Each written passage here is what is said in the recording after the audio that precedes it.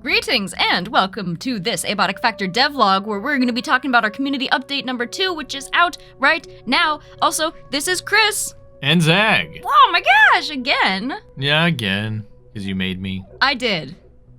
We're doing a community update number 2. That means that we are working on stuff that we've heard from you, the community, and implementing things from your ideas and from our ideas and mixing them all together into a delicious sort of soup stock.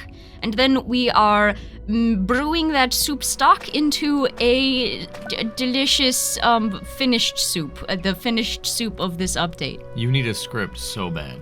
Sandbox Settings editable from World Select. You can now modify your Sandbox Settings at any time from the World Selection screen. Simply click Modify Sandbox Settings, and you can change all those little bells and whistles. New difficulty settings. We've actually got a bunch of different difficulty options now that you can select at the beginning of your playthrough or in the middle of it. You can change it whenever you want, actually. We've got several levels, such as... Actually, we've only got 3. We've got 3 modes, such as normal, and then there's hard, and then there's apocalyptic. What do those mean?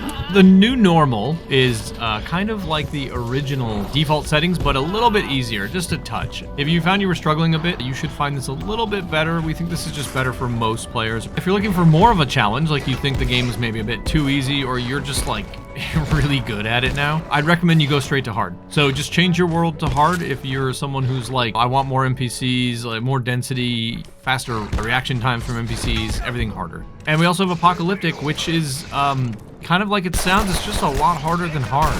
You know, we have more things we want to do with difficulty, but it's definitely a much greater challenge. We've added something that will hopefully help out no matter what difficulty level you're playing, which is check-in terminals. The check-in terminals can be found at the beginning of every sector. You can save your character to one of these, and it'll act as a respawn point, so you can select it from the respawn options when you die. But you'll never die, because you're awesome. We believe in you. I don't believe in them. I do. Oh my gosh, absolutely don't want to talk about fish. Okay, we've got rare fish. You have probably already seen those, but now we actually have the skins in game to show them off, and they are beautiful and gorgeous, and I have several favorites. I want to keep those favorites and treasure them and display them for the world to see. Can I do that? Yeah, we've added the large aquarium recipe. It's basically a container, shove some fish in there, and they'll like swim around. It also keeps your fish indefinitely as long as the container remains powered, because that bubbler gotta do the bubbling. I don't keep fish, but I assume it's related to the bubbles. What if I can't find a fish sitter to take care of my beautiful fish in my bubbly aquarium? Well, we've got a whole bunch of new carts. One of them is an aquarium cart. So maybe you take one of these carts out to the shore and you start doing a little fishing out there. And you're like, I need to keep these fish tasty and... Juicy and moist. Yeah, juicy and moist. So you put them in the aquarium cart and then you can take them home. We've also got a platform cart with headlights. We've got a hazard cart, which is for transporting your radioactive materials. There's just a whole bunch of upgrades for the platform cart. Moving on to a different type of container. That would be... The hazard fridge is a new recipe available, which combines the best qualities of a hazard crate and a fridge. We're very, very original. Another recipe we've added is the freezer.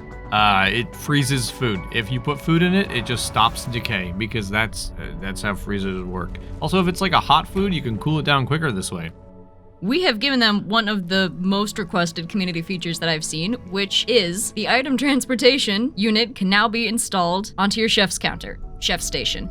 Chef's counter. It's the chef's counter. It's also called the item transportation upgrade, not unit. But you did okay. The chef's counter also now only displays food type recipes because you asked for it. So kind. Chris, what's your favorite trinket? Grav cube. What's your second favorite trinket?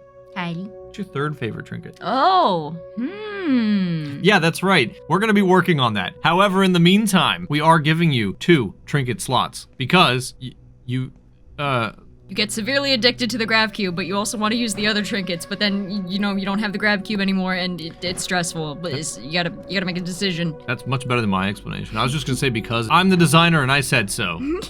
Let's move on. New ammo types. How many? Just 1.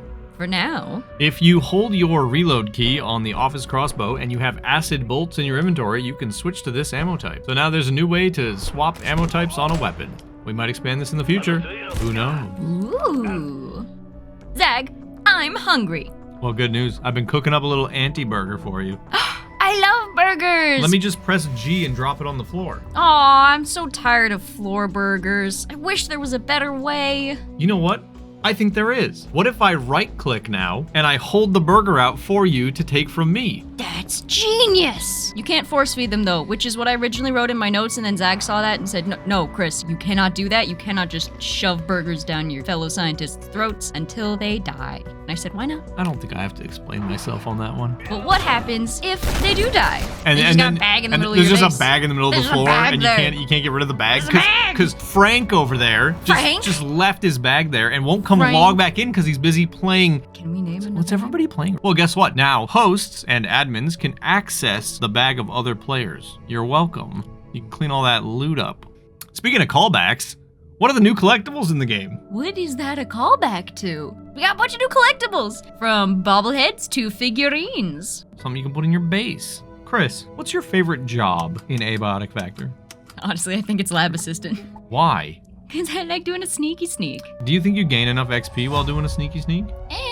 Could be better. Yeah, so we're trying to make jobs more meaningful. We've added XP bonuses to all the jobs. So Epimedical Bionomicist now gains 50% first aid XP, for example. Archotechnic Consultant now gains 50% construction XP. Basically, depending on the job you pick, we now give you a little bit more XP for their kind of primary skill or skills. We're also thinking about some other conversations the community's having around making jobs more meaningful. We'll get to that later. Hey, Chris, Yes. you have some spare change for the vending machine? No, I don't actually. I'm all out. Damn, me too. If only there were a solution. If only. Wait! I have an idea! What if I hit it really hard with a heavy weapon? At strength level 8? At strength level 8. So you're saying at strength level 8, if I hit a vending machine with a heavy weapon, I'll get candy? Or soda. Fantastic. So you can open vending machines with a big heavy thing. That's wonderful. Once you open up with that big heavy thing, will that reset? Or have I just broken that now? No, That that's poor vending broken. That's machine. busted. Alright, I will use it sparingly and in emergencies. Wonderful. Or to mess with my friends. Wonderful.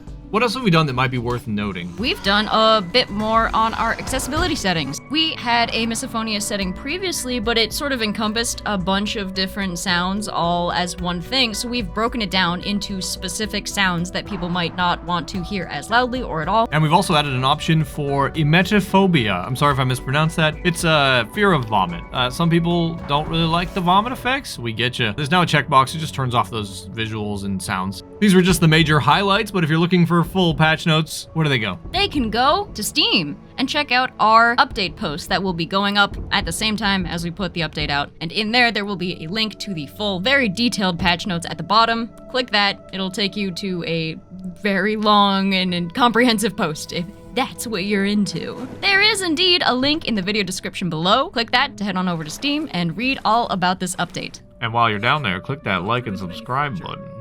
Yeah, if you want, yeah. We're not really YouTubers, as you can probably. Real? Wow. You think they're not really YouTubers? You think they figured that one out? Is that all for now, Chris? That's all for now. Chris, why did you walk across the room to say that? I wanted to yell. You can just yell up here. No, it would peak.